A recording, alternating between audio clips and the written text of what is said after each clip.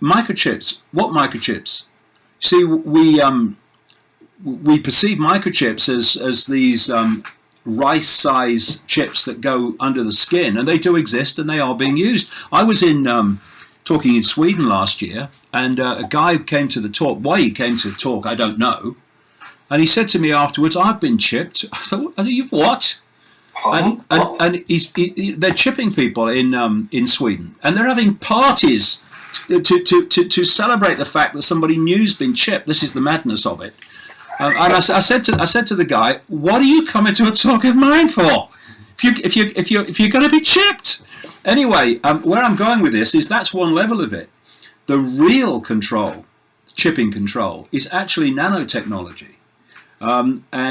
It's what goes under various names, neural dust, and one of the ones that's most used now, appropriately, is Smartdust. And you actually breathe that in. And this Smartdust, and I'm quoting the manufacturer's own promotions here.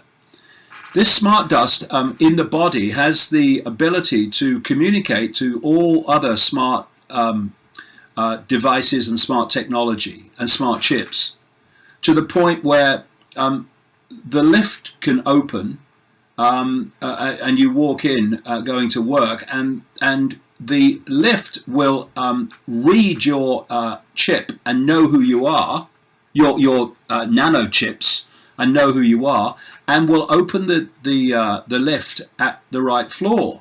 When you get to the desk, your computer will be turned on, because it turned on the moment you walked in the building, because it picked you up and realized you were coming to work. And these are these AI-controlled smart cities that they are now not only talking about, but beginning to build. Kurzweil says that the time is coming when this smart dust will infuse all matter.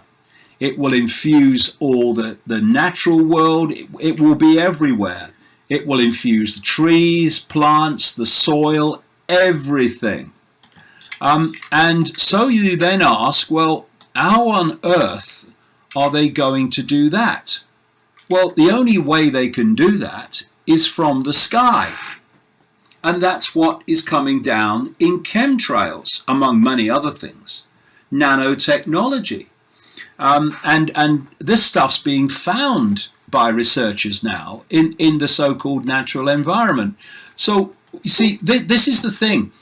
What we are presented with is a vast number of diversions, so that we're looking over there when it's happening, the real stuff is happening here. So if you take the example of America, you've now, because of the bringing to power of Trump, and I would absolutely say that was planned.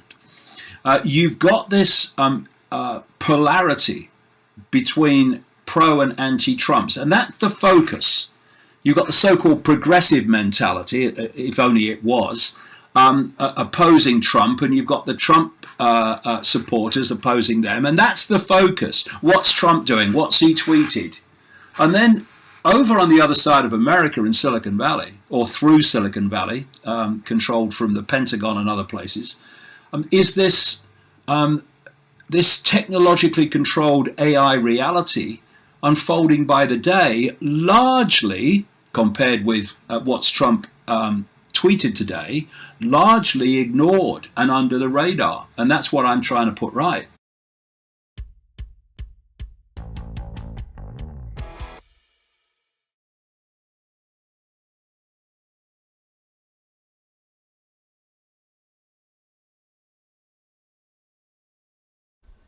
Ihr werdet euch vielleicht fragen, wer dieser Kurzweil ist, der aussagt, dass in Zukunft die ganze Materie von Smartdust durchdrungen wird. Ich habe euch das hier mal aufgetan. Raymond Kurzweil ist tatsächlich der Leiter der technischen Entwicklung bei Google.